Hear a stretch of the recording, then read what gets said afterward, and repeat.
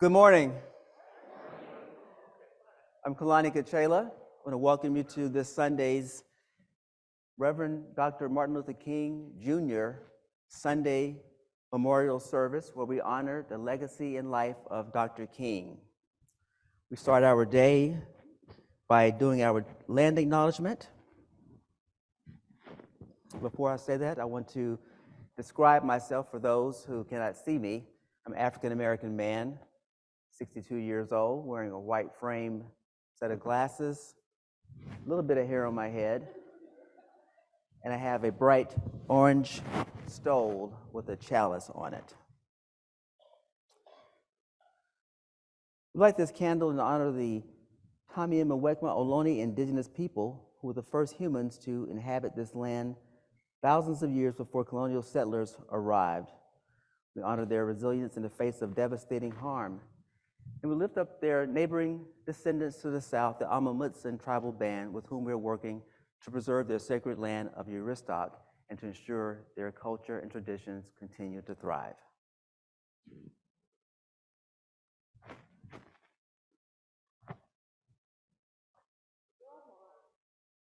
Sorry.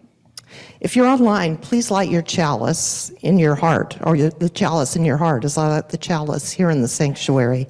Then type into the chat where you are lighting.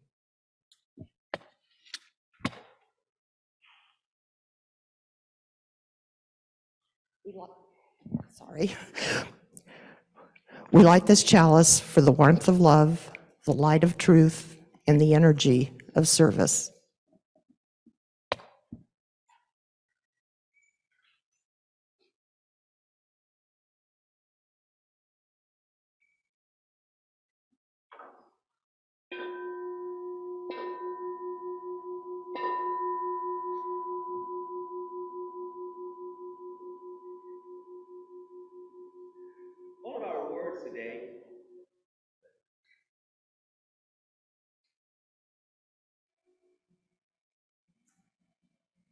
All of our words today the readings are from Dr. Martin Luther King Jr.'s 1966 Ware Lecture at the General Assembly for the UUs in Hollywood, Florida.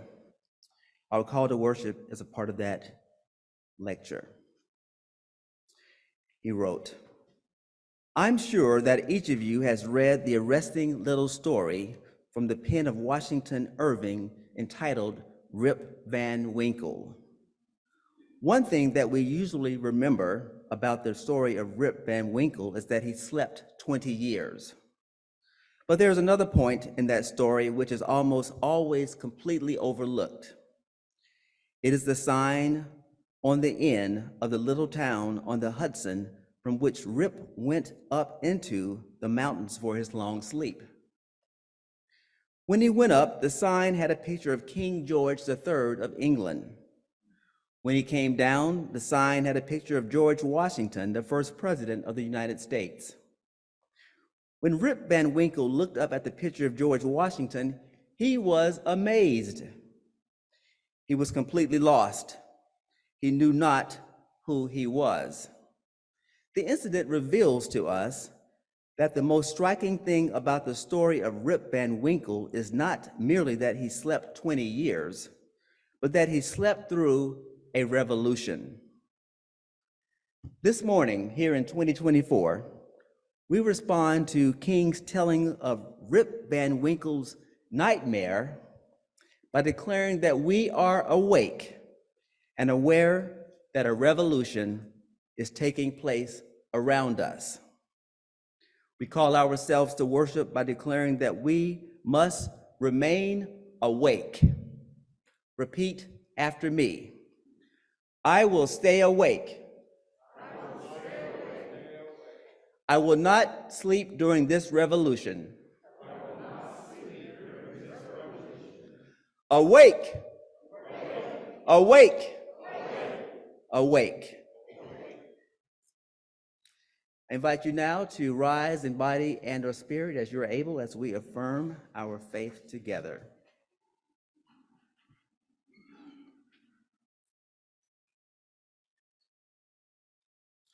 Love is a doctrine of this church. The quest for its truth is its sacrament, and service is its prayer. To dwell together in peace, to seek truth and freedom, to serve humankind in fellowship, to the end that all souls may grow into harmony with the divine. This do we covenant with one another. El amor es la doctrina de esta iglesia. La búsqueda de la verdad es su sacramento, y el servicio es habitar juntos en paz, buscar la verdad con libertad y servir con el fin de que todas las almas puedan ser armonía. Esto es que hagamos unos y otros. While you are risen and awake,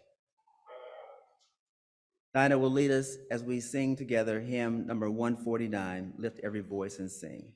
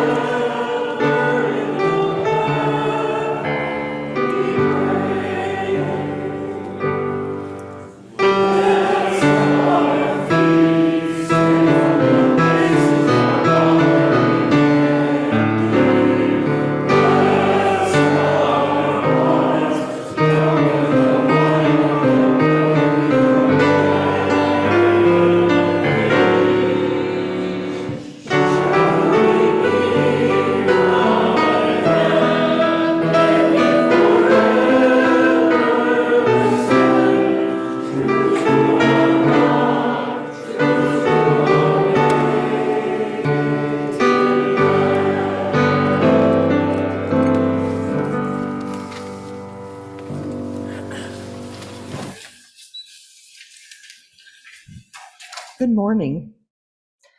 Welcome to worship at the First Unitarian Church of San Jose, where we are seekers. At our best, we know we don't know it all, not even a little.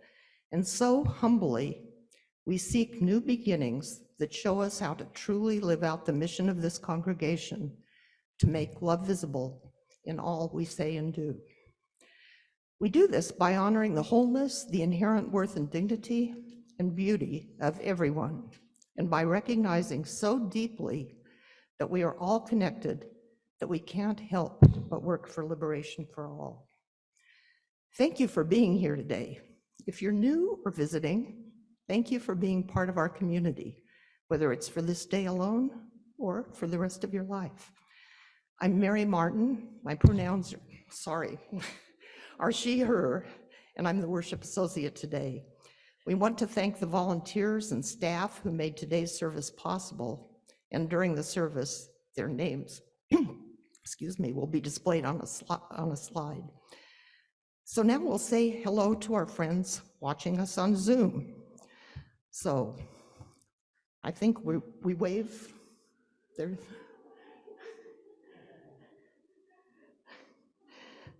And now the camera person will show us in the room so they can see us.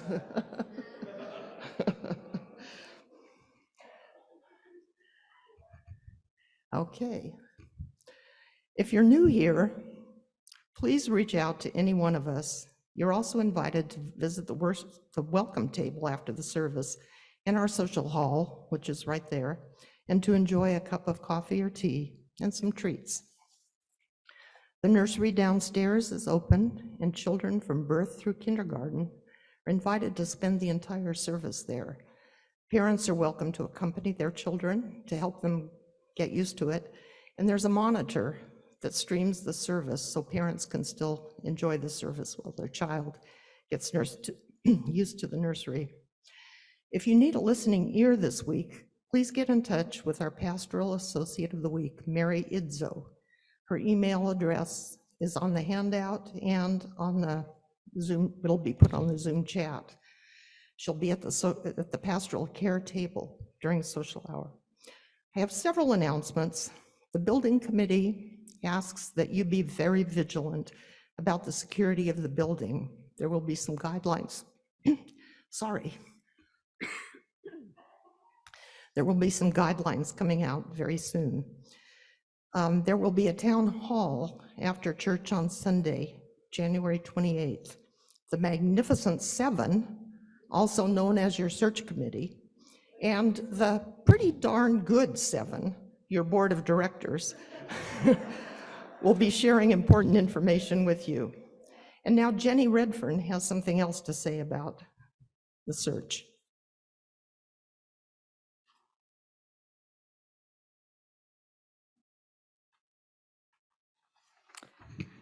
Hi there, I'm Jenny Redfern, she, her, one of the 7 members of the Settled Minister Search Committee. And I would like the other members, if they're here today, to please stand up so you could know who they are if you're not already familiar with them. Kim Aldridge, Bill Bowman, Bill's in the back, Carolyn Bowman, right over here, Sally Cooper-Ryder, Ro Morris, and Rob Strong over here. Feel free anytime to ask us about what's happening with the search, and we'll try to give you a good answer. Just to bring you up to date on what we're doing, beginning January 2nd, we received applications from several solid candidates, and we are now going through the details of the long applications, and they are long, and recorded sermons. We have completed Zoom interviews with several of the candidates and hope to complete those initial interviews by the week of January 22nd.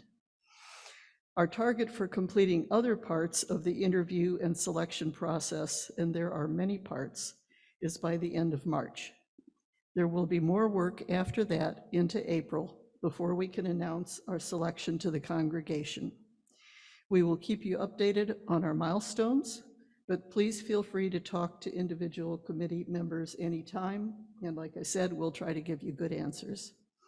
And just another word about the survey in case you are new to the congregation or kind of lost track of it. Last September and October, we conducted, when I say we, I mean the search committee, conducted a congregational survey. If it had been a congressional survey, it would have been much different. to find out what you want in our next settled minister. And we read all the responses very carefully several times. About 160 members of this congregation responded to the survey, and we have used your responses to guide our ministerial search. We'll be making that summary available actually very soon. Ram has put it up on the website, and we're just figuring out how to make the password to get to it work. So that will be available, so you have a chance to read through it before the presentation on January 28th at the congregational meeting. And that's all, folks. Thank you.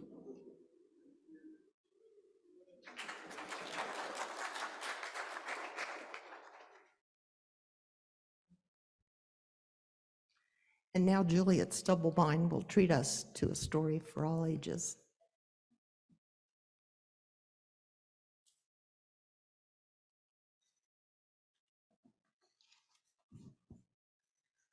I invite all those who are young or young at heart to come join me on the labyrinth for a story.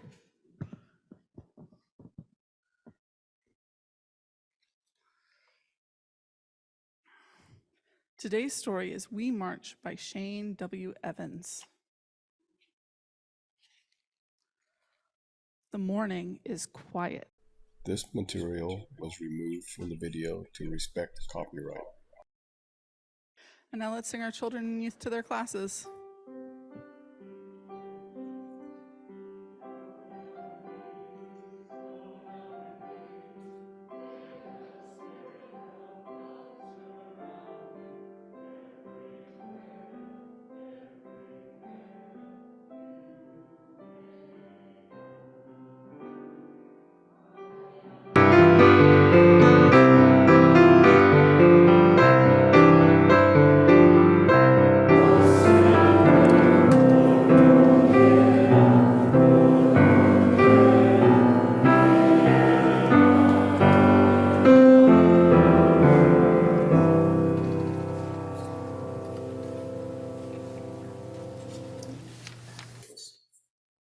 I invite you to join me for a mindfulness moment and a prayer.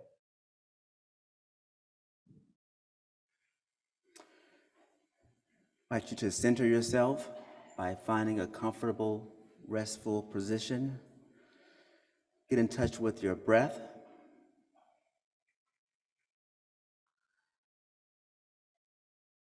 Find that place of peace and compassion. Today's prayer is from Dr. Martin Luther King Jr. from July 1953, when he prayed in Atlanta, Georgia. This prayer is reminiscent of Reinhold Niebuhr's Serenity Prayer. And I invite to remind you that Dr. King was a Christian minister and lived his life as such. This prayer calls us to keep our hearts open to pray with this great leader and American treasure. Pray with me.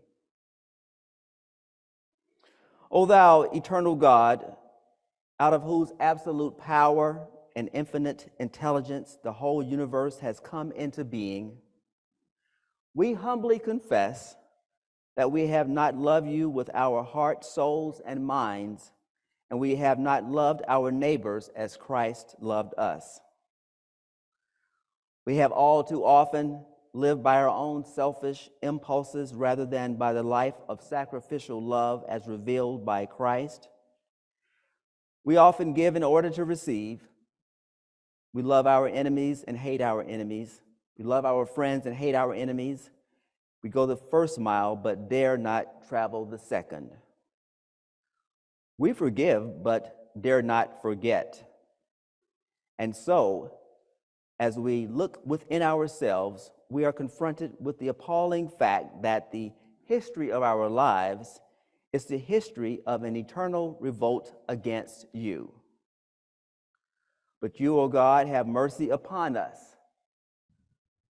Forgive us for what we could have been but failed to be.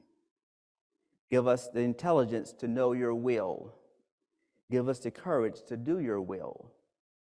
In these turbulent days, when fear and doubt are mounting high. Give us broad visions, penetrating eyes, and power of endurance. Help us to work with renewed vigor for the warless world, for a better distribution of wealth, and for a community that transcends race or color. We ask this prayer in the prayers of our hearts into the silence.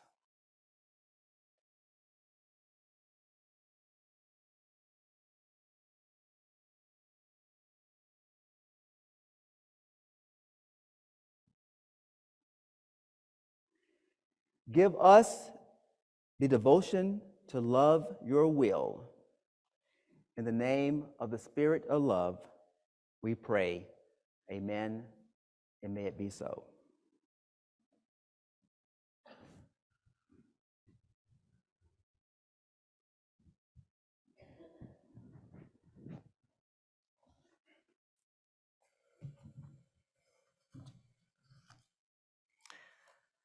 Thinking about tomorrow, the day set aside to honor the legacy of Reverend Dr.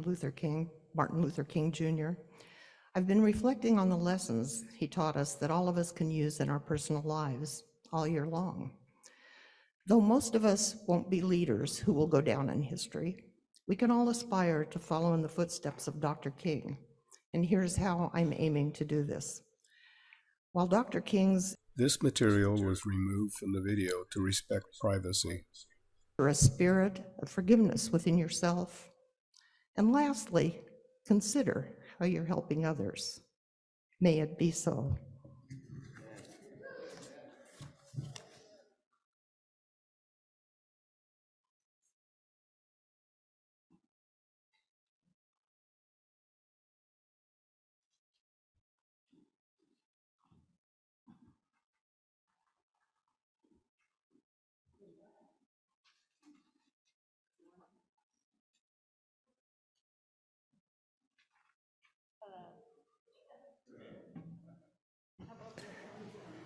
Got the 1 minute mark.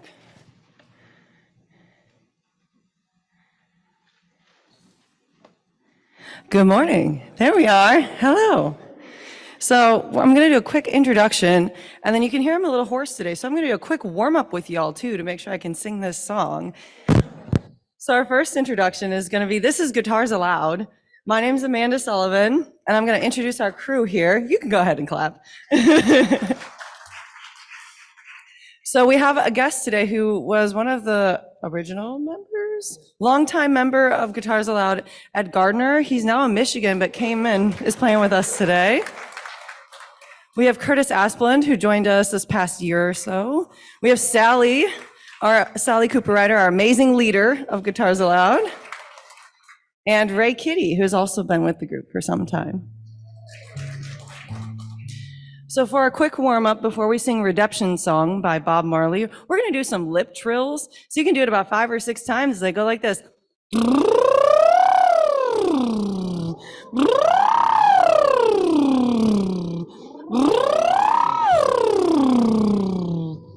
Very good. Thank you. All right, and off we go.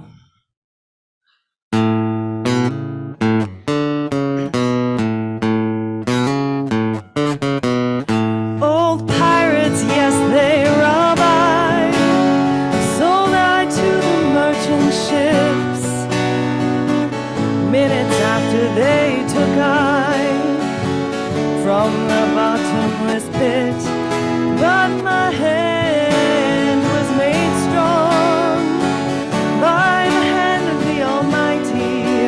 We forward in the generation, triumphantly. Won't you help to sing these songs of freedom? 'Cause all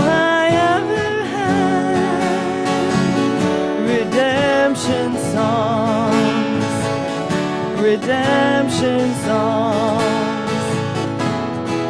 Emancipate yourself from mental slavery. None but ourselves can free our minds. Oh, have no fear for atomic energy, 'cause none of them can stop the time.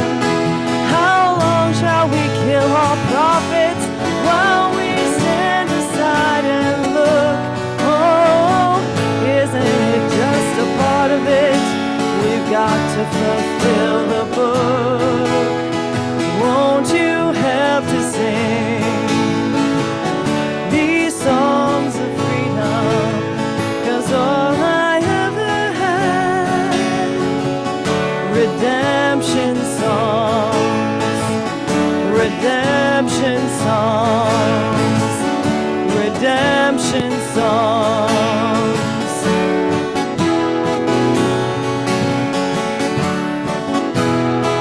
Emancipate yourself from mental slavery. None but ourselves can free our minds. Oh, have no fear for atomic energy. There's none of them can stop at a time. How long shall they kill our prophets while we stand aside and look? Oh, some say it's just a part of it. They've got to fulfill the book.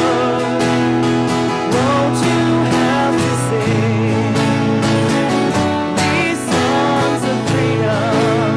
'Cause all I ever had, redemption songs.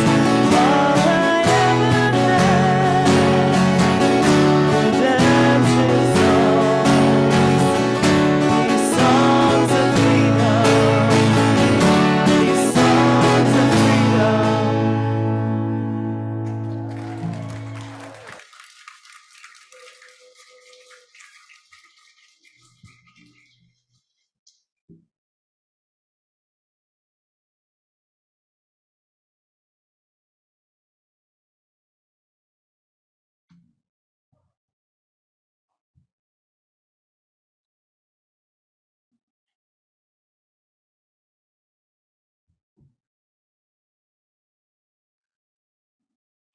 That was wonderful. Thank you, Guitars Aloud.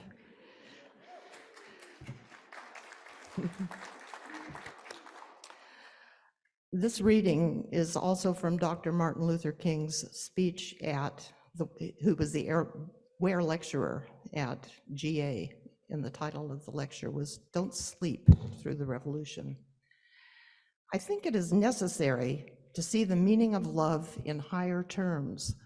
The Greek language has 3 words for love. One is eros, another is the word phileo, and another is the word agape. I'm thinking not of eros or of friendship as expressed in phileo, but of agape, which is understanding, creative, redemptive goodwill for all men, an overflowing love which seeks nothing in return. When one rises to love on this level, he loves a person who does the evil deed while hating the deed. I believe that in our best moments in this struggle, we have tried to adhere to this. In some strange way, we have been able to stand up in the face of our most violent opponents and say in substance, we will match your capacity to inflict suffering with our capacity to endure suffering.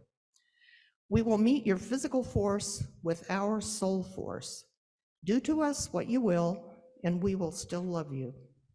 We cannot in good conscience obey your unjust laws because non-cooperation with evil is as much a moral obligation as is cooperation with good.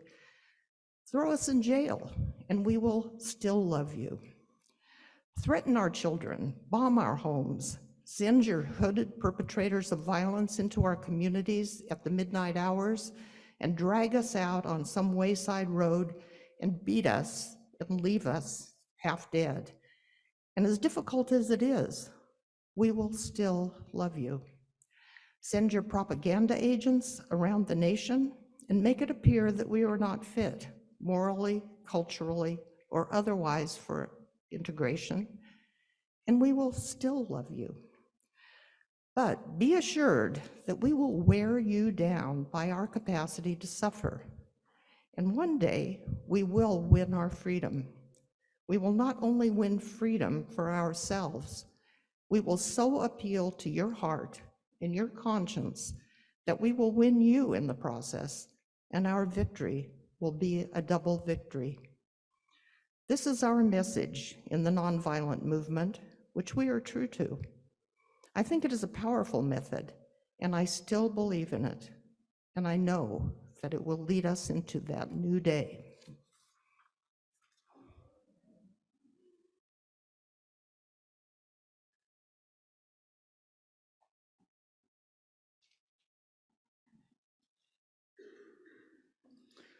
I'll invite you to rise in body and or spirit as we sing together number 169, We Shall Overcome.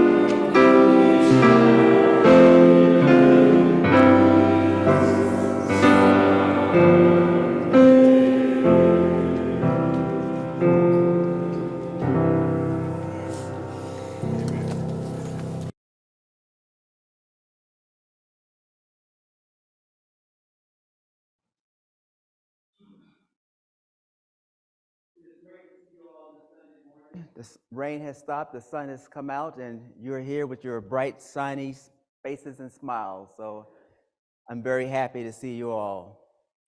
When I was a United Methodist, I attended a church that was really big on liberation theology. And we sang that same song every Sunday as a benediction, except we changed the word to say, we will overcome today. And that is a great modification that I believe that we all can use, because today we are under a real threat.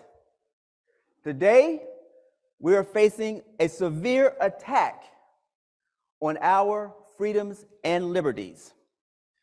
Those who have given their lives and fought hard for freedoms and liberties are now witnessing an all-out assault on the progress we have made. It is time now for us to reclaim the essence of American democracy. In Dr. King's 1966 Ware lecture given in Hollywood, Florida to the UUs and the General Assembly, He declared that the church is the moral conscience of the nation. He said the church leads first when it comes to ethics.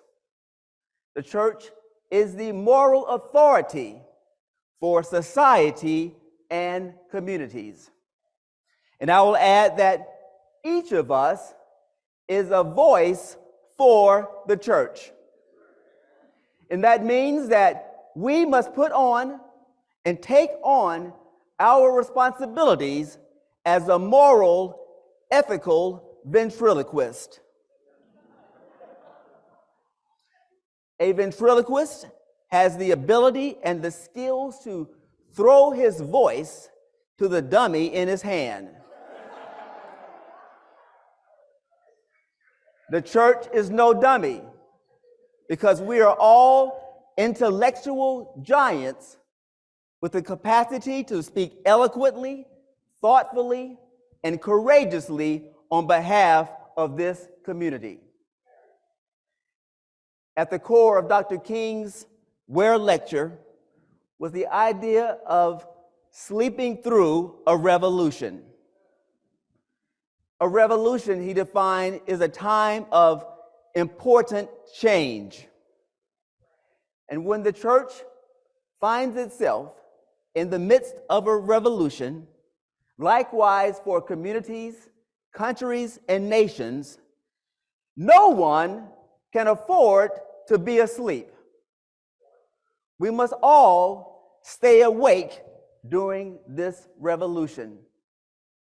And with the coming election and democracy at stake, who among us can afford to be absent from the polls? Who among us can afford to show any apathy? All of us have a responsibility to show up at the polls and to encourage our friends to do the same. American political history is full of politicians who have come to run for office with bold and outrageous, sometimes unconventional political platforms.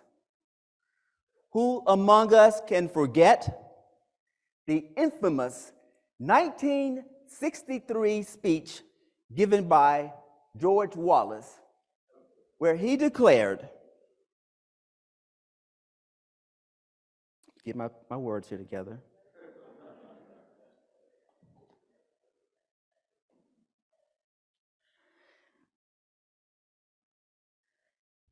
In the name of the greatest people who have ever trod on this earth, I draw a line in the dust and throw down the gauntlet to declare before the feet of tyranny, segregation now, segregation tomorrow, and segregation forever. And what did the Southern Church do in response to this declaration of George Wallace's Dixiecrat platform? It chose to remain aloof and asleep at the wheel.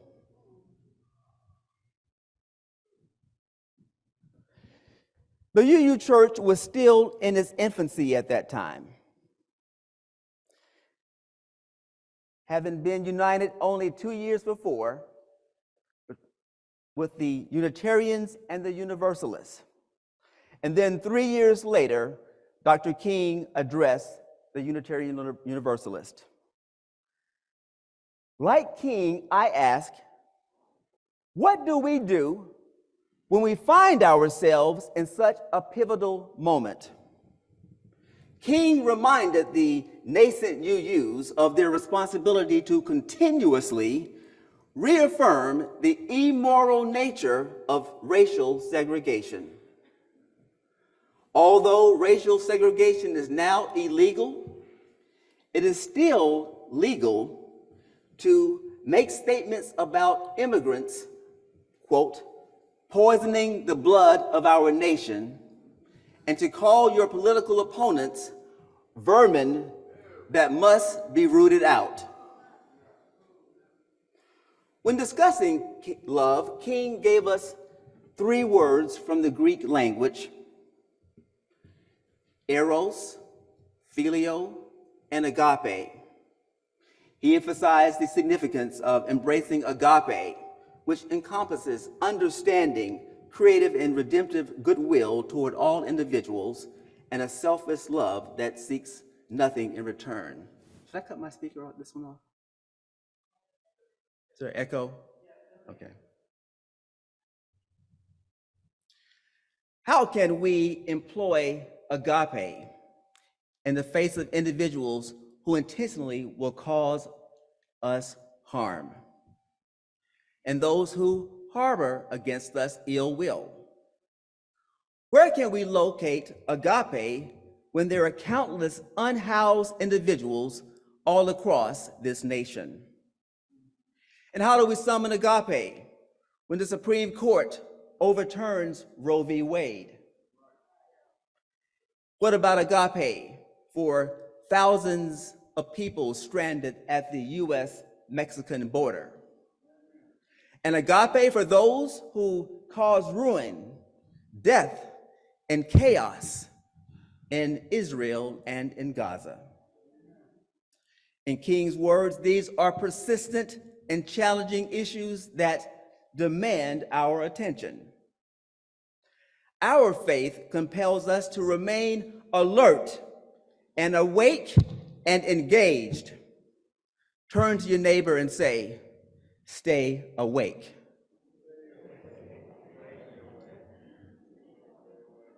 Now turn to your other neighbor and say, "Stay woke."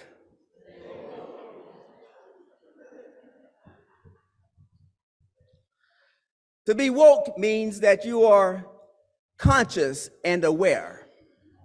It means keeping sight on the bigger picture and striving for justice.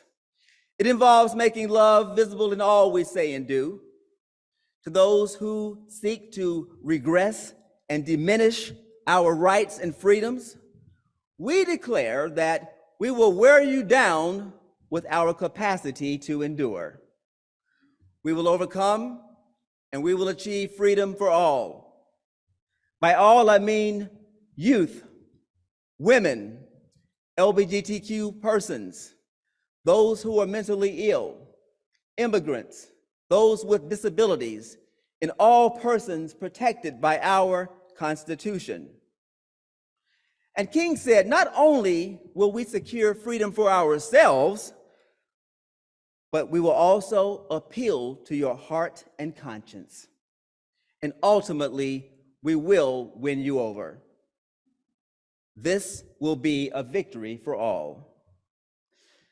The question remains, how can we engage in conversations with those with whom we disagree without resorting to shouting or screaming? How can we effectively use our voices to speak to our neighbors, our family members, and co-workers in order to defend democracy? This is our million-dollar question, seeking our billion-dollar answer. On June 1st, 2020, during the George Floyd protest in Washington, D.C., law enforcement officers forcefully removed or dispersed peaceful protesters from Lafayette Square using tear gas and other riot control measures.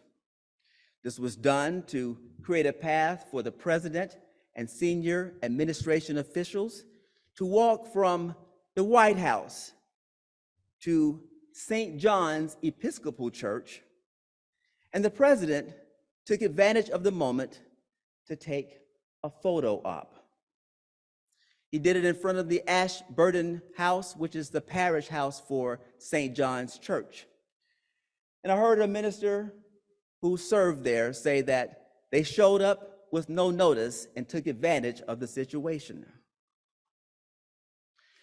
The night before, the parish had been burned by fire during the protest.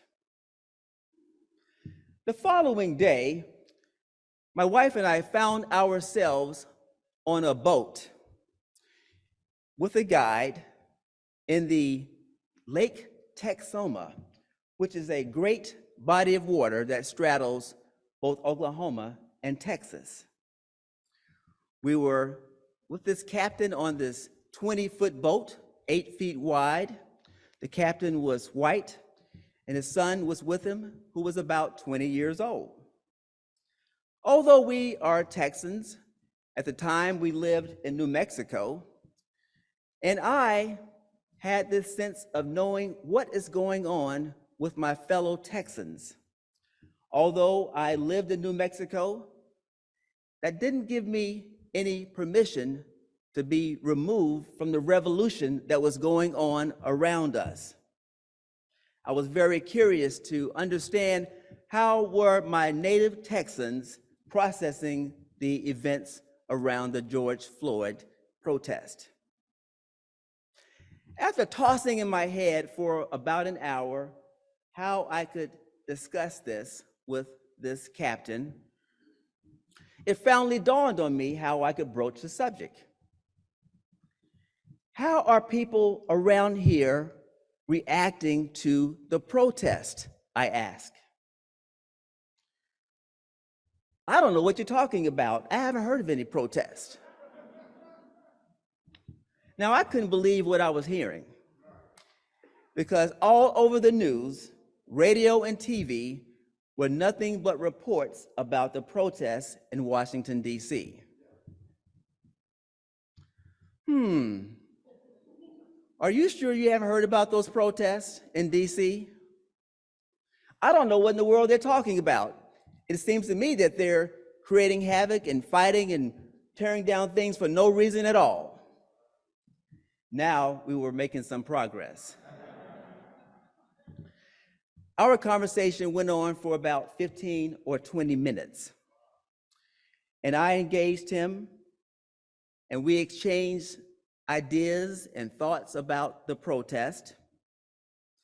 And I understood that I was a guest on this man's boat. We're out there in the middle of nowhere. There was nowhere I could go, so I had to be pretty respectful and not get thrown off the boat, me and my wife, who can't swim. But still, I was curious to understand his perspective. So I sat there soaking in his point of view. And then I asked myself, how can we find common ground on this difficult topic? And eventually it dawned on me that neither of us agreed that the protesters had the right to destroy property. And that was enough common ground for us to pivot the conversation to a positive outcome, or a positive conclusion, should I ask. It wasn't an easy conversation. It required careful consideration, self-restraint, a deep belief in the inherent worth of the other person, should I add. And just because we had opposing views didn't mean that I could be hateful. As Mary taught us, we should be careful about saying things that we will later regret. So I engaged my guide in a non-argumentative manner. My goal was simply to listen and to learn. I didn't aim to change his mind or heart. I only wanted to understand. And to some extent, it worked, because the captain invited us back for a free trip of fishing later on. But to some extent, I believe it had something to do with the fact that we didn't catch any fish all day.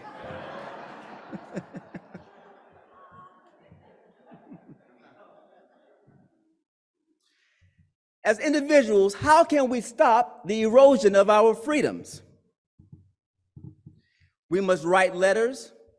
As Mary said, if it takes us writing 1,000 letters apiece, we must break out the pen or the electronic device that we inscribe with.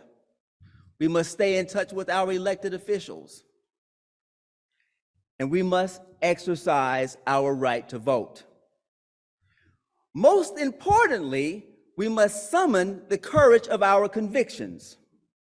We need to be bold and courageous and be willing to speak up as progressives and liberals. If number 45 can do it, so can we.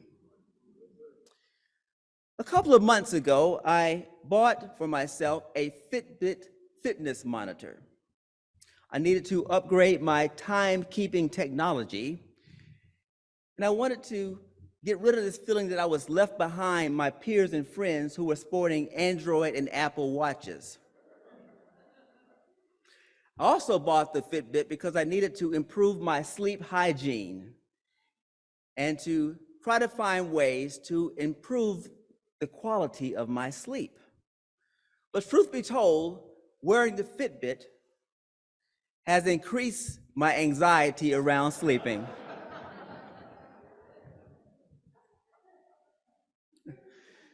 But regardless of whether you're wearing a Fitbit, an Apple or Android watch, a Rolex or a Timex, none of those devices has an alarm that will wake you up when you're in the midst of a revolution. Those devices cannot sound that alarm. Unless you are someone like Elon Musk, who is a world-class coder, maybe you can change it to say, wake up, but it won't say, wake up, dude, there's a revolution going on. We need a good night's sleep, but we also must stay woke 24/7 to engage in the current revolution. So I'm calling on all you youths and friends under the sound of my voice to pledge to stay awake, because a revolution is truly going on around us. We must prevent the assault on progressive and liberal agendas. In the name of the greatest planet and the greatest people who have ever lived on this earth, I declare to you today that we cannot stand by idly as the conservatives strip us of our progress. So I invite you to rise in body and or spirit as we declare love today, love tomorrow, and love forever. Let's say that again on our feet as we can. Love today, love tomorrow, and love forever. Amen, and may it be so.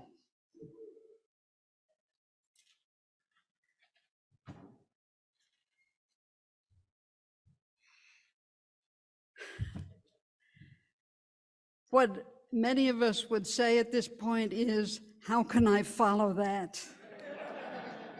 But I say, I'm happy to follow that. So, I am Marnie Singer. I call myself non-binary. I'm familiar with she pronouns, and that's fine. Now is the time in the service when we invite contributions. The greeters, and they will start passing the plates while I talk. So they'll do that in the sanctuary, or you may donate through the website or by mailing a check to the church. There's the information you need. On your check, you can note pledge or special collection on the memo line. Through the website, use the drop down to indicate whether it's a general donation or toward your pledge or for the special collection. Any cash given in the sanctuary today will go to the special collection. We do it a little differently and we all stumble. So the recipient of the special collection this month, as chosen by the Social Justice Council, is a local nonprofit organization called People Acting in Community Together, or PACT. Now, when Barack Obama was running for president, we were told he'd been a community organizer. But I wasn't even familiar with the term, except that I knew the two words community and organizer. Well, now I know, and I want to share a bit about what PACT does. Until just recently, PACT had been a nonprofit cooperative of member congregations, intentionally cross-cultural, multi-ethnic, interracial, and interreligious. This year, PACT has a new member, an other type of organization, the Billy DeFrank LGBTQ+ Community Center. That is a community center for lesbian, gay, bisexual, transgender, queer, and other people. Billy DeFrank is now a member of PACT, and I'm honored to be its representative on the board.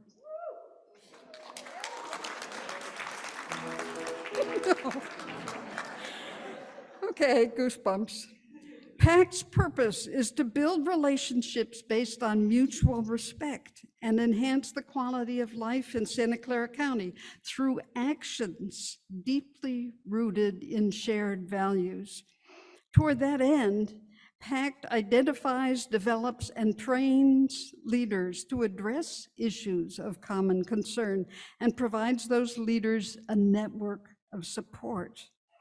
Now, this training and learning function requires an effective paid staff of professional community organizers who patiently help us to see both immediate needs and the long view. I'm impressed with our staff.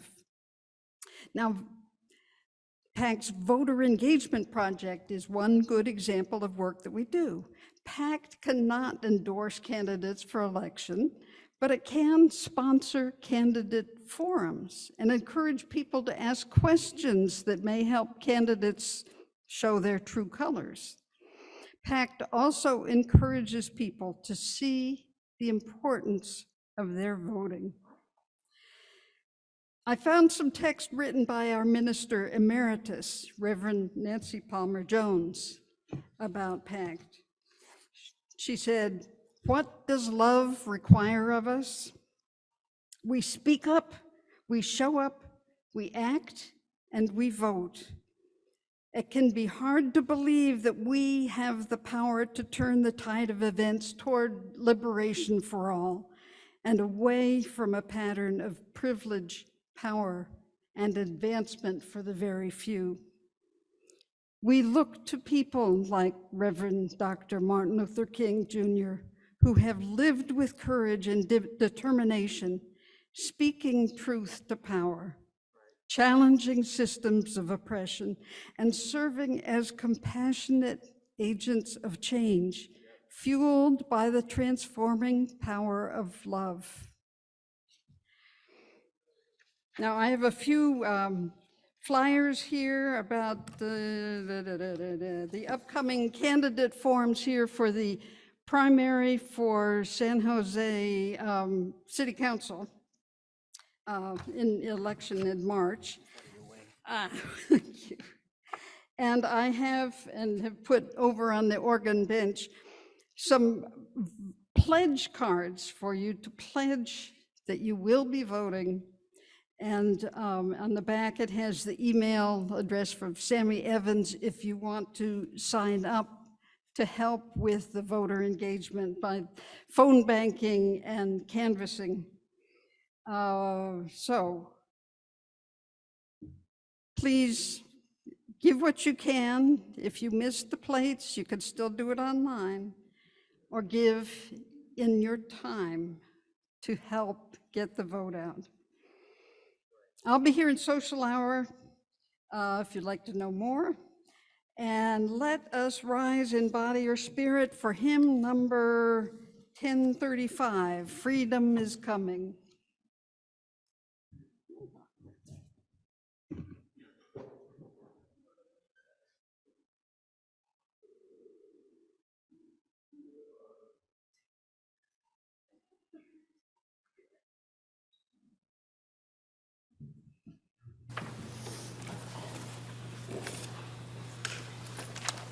we start, I want to remind you, this has repeats after each, all over the place. We're going to repeat the first two lines in unison, and then we go to where it says congregation. Congregation sings the top line. You're going to be singing, oh freedom, like that. Just repeating that several times, actually twice. Then we go to the next page. Yes, I know. Yes, oh yes, I know. You sing those two sets of words. And then we go back to freedom, and then we finish. But if you can find the double bars with the repeats, you know to go back to the one before that. Do you know how to do that? Oh, well, we'll muddle through somehow.